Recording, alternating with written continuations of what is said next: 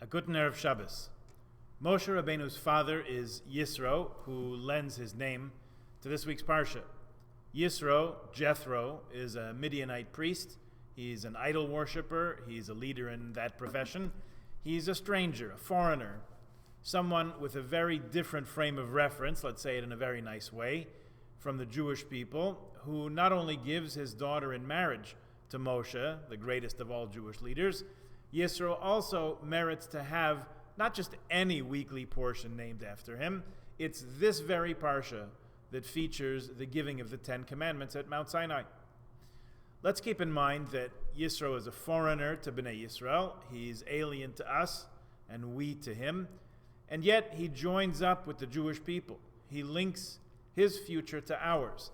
And the parsha with his name celebrates the most unifying moment in the Jewish nation's history, Ma'amad Har Sinai, standing together at Mount Sinai.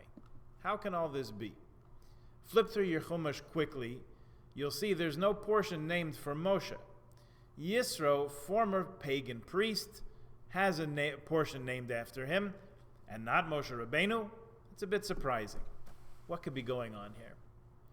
The Medrash Me'am Loez tells us that Yisro was what we would have called in a different generation a righteous Gentile, a righteous among the nations. When Paro's persecution of the Jews began, Yisro fled Paro's court, where he had been a trusted advisor. He gave up his idolatrous practices and dissociated himself from the occult life, which had been what he was all about up until this point. The first words of the parsha are Vayishma Yisro. When Yisro heard, meaning according to Yalkut Shimoni, he heard not only about the splitting of the sea, last week's parsha, but about the very departure of Israel out of Mitzrayim, which itself was miraculous and was not really explainable any other way than the supernatural. In light of this, Yisro decided to join his fate to the fate of Israel and become one of us. Even that was a multi-stage process. When Yisro heard the part about the Mitzrayim, the entire Egyptian army drowning in the sea, that the Jews had just traversed safely, he decided to become a ger toshav, a sort of resident alien type of thing, where he would separate from idolatry and keep the 7 Noachide laws, Sheva mitzvahs b'nei Noach, and thus be assured a reward for that. Then subsequently, when Yisro heard that the Amalekites who attacked Israel were not only roundly defeated, but were having their name blotted out from under the heavens, Yisro then decided to become a ger tzedek, a righteous convert. In other words, to accept the entire set of obligations, all the mitzvahs, and become a full-fledged Jew. Oftentimes there are numerous obstacles to a person taking a moral stand and acting with clarity and decisiveness, as Yisro did. First of all, hearing is not the same as seeing. It's not as powerful as witnessing an event with one's own eyes. We know that in our era of fake news, you hear a lot of rumors, and it's getting harder all the time to know which sources you can really trust to give you the full story and all the context, the background, without being misled. Yisro had seen how downtrodden the Jews were during our time as slaves. So when he heard the reports about this Yam Suf business, this splitting of the sea and the battle with Amalek and all that we read about last week, he could have easily dismissed it as hyperbole, overstating the case, media bias in favor of the Jews. You know how that goes. But he didn't. He had an instinctive sense of what to believe, and it proved correct. Another factor was his pride. Someone placed very high in society, as Yisro was, living a luxurious life of status and wealth, would have been pulled by simple inertia just to stay where he was, stay quiet, rather than risking all that to take a stand and join this nation of former slaves. Even more, this liberation movement was being led by his son-in-law. So what an act of humility for the father-in-law to make his way to join him, rather than wait for someone to come to him. Perhaps, Akedas Yitzchak suggests, that's why it says he heard. Yisro heard. And the text mentions again that he was a Midianite priest and Moshe's father-in-law. It says, Kohen Midian Chosein Moshe, it says, Eis kol asher asa Elokim l'Moshe l'Yisrael. Everything that God did for Moshe in Yisrael, Ki hotzi Hashem es Yisrael mitzrayim, that God took them out of Egypt. The emphasis here is on the things that he gave up or overcame, in order to link his destiny to this fledgling nation. When Yisro makes his way out to the Midbar, to the desert, to join Moshe and the Bnei Yisrael, he gets a very warm reception. It says, Vayetze Moshe likras choisnei, vayishtachu vayishak lo. Moshe went out to greet his father-in-law and bowed and kissed him. Vayishalu ish l'reu l'shalom, vayavoyu ha'oila. They asked about each other's welfare. How are you doing? We went into the tent together. It's a scene of very warm personal feelings and the mutuality. Me'am Lois reminds us that Avram also welcomed people into his tent with food and drink. There's an interesting shach on the verse that says that as Avraham had divine assistance to know whether or not someone's motives were pure, similarly Moshe had the help of the Ananei HaKavod, the clouds of glory, that surrounded and protected the Israelite camp in the desert, that kept out any damaging or harmful forces. Yisro's entering into the tent and passing through those clouds of glory was a sign to Moshe that his motives were entirely honorable. Once they came inside the tent, Moshe recounted the whole story for Yisro. It says, V'yisaper Moshe l'chaisnei es kol asher asa Hashem leparo ulamitzrayim al oidos Yisrael es kol hatala asher matzasem b'derech v'yatzileim Hashem. Everything that God did for the Jews and all the troubles that they'd had along the way, and how God rescued the Jewish people. So here, Yisro heard the story that drew him in initially, but this time he heard it from an eyewitness. In fact, the one who had the principal leadership role in the drama. Even more, Yisro had questions that were bothering him all along that now he had addressed. He heard resolution of those things that were bothering him. Yisro was impressed by the divine rescue of the Jews, but he wondered about the suffering inflicted upon the Egyptians. Why did they have to have those 10 plagues dropped upon their heads? Why did their firstborns have to die? It's interesting. Rav Moshe ben Yosef of Trani from Constantinople explains that really God doesn't want any of his creatures to suffer any kind of punishment or retribution. God's desire and the ability that God implants in all peoples is the capacity to realize what correct behavior is, and to choose it and to be rewarded for it. That's called free choice. Part of granting free will is that we have to live with the consequences of our choices. That explains the phrase, Oidos Yisrael, that the verse said, everything that God did for Israel. Ultimately, the divine plan was to have the Jewish people leave Egypt and to journey on to Mount Sinai. Egypt chose its role in the process, either to impede or to support Bnei Yisrael's destiny. You can be against us, or you can be for us. We discussed in one of our shiurim the other week that following the plague of hail, which was fire inside ice, Paro realized that now their defeat was really the writing on the wall. That was the tipping point, as it were, because from this point on, it finally was sinking into Paro's consciousness that indeed the God of Israel was a force he would have to reckon with. And in fact, Paro would have to bend his own will to the will of the God of Israel. At the beginning of the Parsha, Yisro heard about what God, Elokim, had done for Israel. Elokim is the name that signals justice, Midas Hadin, the aspect of severity. While later on the Torah expresses it as Moshe told Yisro, all that Hashem did, emphasizing God's four-letter name that signals the Midas HaRachmin, the attribute of divine mercy. One more midrashic insight here, that from Yalkut Raveni. Moshe and Yisro greet each other and inquire about each other's well-being. The word used there is shalom. They speak about each other's peace. They ask about each other's peace. The whole thing is all about peace, to teach that there should be peace among people, not just two friends or a father and son-in-law when they greet one another, should they speak about peace, but any people who encounter each other should speak of peace and make peace, because that's what God wants us to accomplish here, to make peace among people. We ask for help in this. We say, Oseh shalom b'mromav, you, God, make peace above.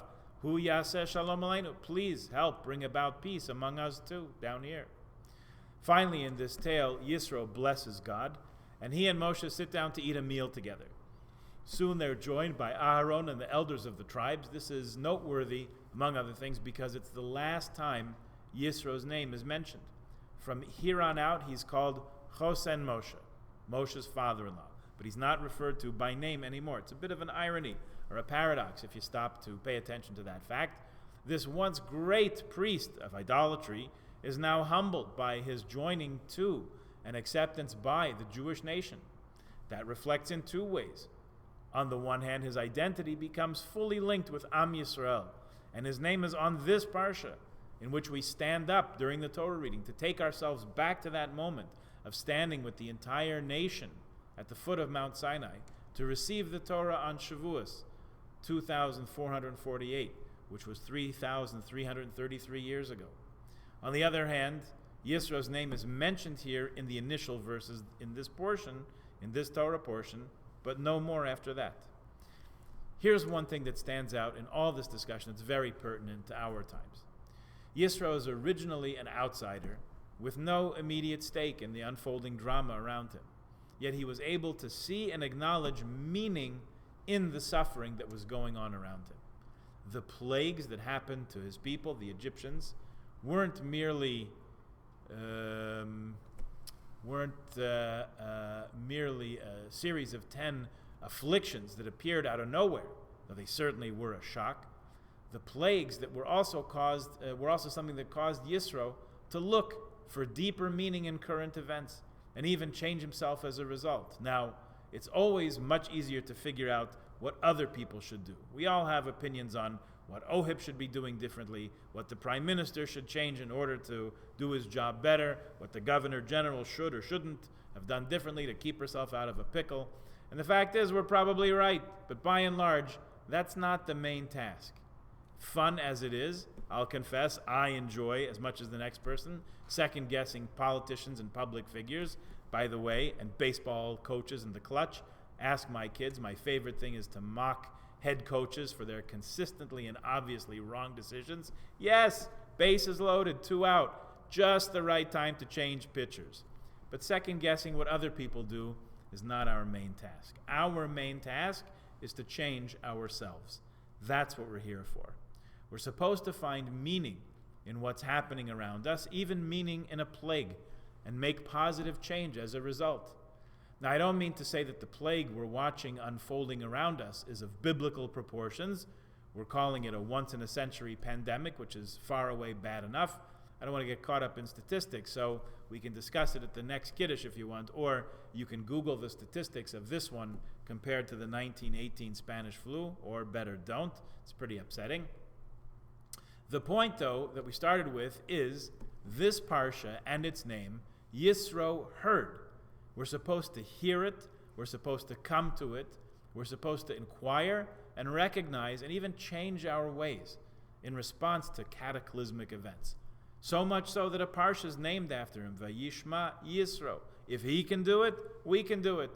We can see, observe, notice the events unfolding around us and reflect on them, especially a once-in-a-century upheaval in the way the world functions, and see meaning in the plague, and see the painful severity of judgment, and at the same time, the divine Rahmanas. We can change ourselves, and we can change our lives in response to catastrophe and become better people from it. Quite possibly, naming the parsha after a former idolatrous priest who came to link his fate to the Jewish people's destiny is meant to be an inspiration for us too. We have questions, we have issues, we have things we have to hear out, we have to understand better, and why and how and so on. Actually, there's nothing stopping us from doing exactly what we've said Yisro did, connecting ourselves to the Jewish people. You're saying, what do you want from me? I'm already Jewish. I say, don't let that stop you. Even though you're already Jewish, you can still make positive change that connects your life, connects your destiny, and even your day-to-day functioning even more deeply and more meaningfully to the Jewish people. Last week, many of us got together on Zoom for a Tu B'Shvat Seder. It was a lot of fun. 7 weeks from now, when you're sitting at your Seder with your matzah and your horseradish, you can have a smile and a chuckle to yourself, thinking back to that Tu B'Shvat Seder with beer and scotch and cookies and things that usually don't make it to our Pesach Seder table. Let me tell you one more mystical insight that I found. Again, the Tu B'Shvat Seder is a recent innovation. It only dates back to probably the 1600s, and never before in those 400 years has it had the popularity that it enjoys today. There's an idea that the inventors of this Seder imported from the Pesach Seder of having 4 cups. On Pesach, there are 4 cups of freedom. On Tu B'Shvat, there are 4 cups of realization. The idea, as we discussed in that Seder last week, is to drink a cup of white wine, then a cup of white wine with a little red wine mixed in, then a cup of red wine with some white mixed in, and finally a cup of all red wine. White is a commonly held symbol for Rachmanus, for divine mercy, God's mercy, Rachmanus on us. Red is a similarly common symbol for din and gevura, divine judgment and severity. It's easy for us to be moved by and recognize and motivated by divine mercy. Rachmanus, rescue, deliverance, and salvation. These are all things that awaken in us recognition and appreciation and a feeling of obligation. When someone does something kind for you, especially if it's God, you appreciate it and you're humbled and you feel thankful. That's good. That's natural. That's altogether fitting and proper that we should do this. What's much more challenging is to feel humbled and more aware and cognizant, and maybe the highest level of faith, appreciative, when what we witness is not divine mercy, but divine severity. When bad things happen to good people, to borrow the title from a well-known book, now you don't have to bother reading it, do we get angry and offended and our faith is diminished? How could that happen? Or do we look deeply into the situation and even more deeply into ourselves and say, how do I make a change in myself as a result of this? How do I make something good come as a result of this unfortunate negative events? Not they're wrong and they should have done such and such. Not throwing in the towel and saying, well, forget it, there's no hope. That's the way the world runs. I'm out. The high standard is set by Yisro, who was a foreigner, an outsider, an alien, who witnesses an upheaval, and he changes himself for the better as a result. Let's all think of ourselves in that context, in relation to the upheaval that's going on around us. It's a full cup of red wine. It's a full measure of severity and wrath. It's a real plague. There are a lot of people we could get mad at. The opportunity here, and an insight connected to this Parsha, Yisro, is to use the turbulence of the times as a springboard for positive change. To wait for the heavens to open up and for God to speak to us from above, it's worthwhile wait. It also happens in this Parsha. But the beginning should be no less inspiring, to reflect on ourselves in light of what's going on around us and change ourselves for the better as a result. To take into account the counsel of others, as Moshe clearly does in instituting his father-in-law's suggestion of setting up a court system, we ensure that by doing that, to the best of our ability, God's work must truly be our own. Good Shabbos.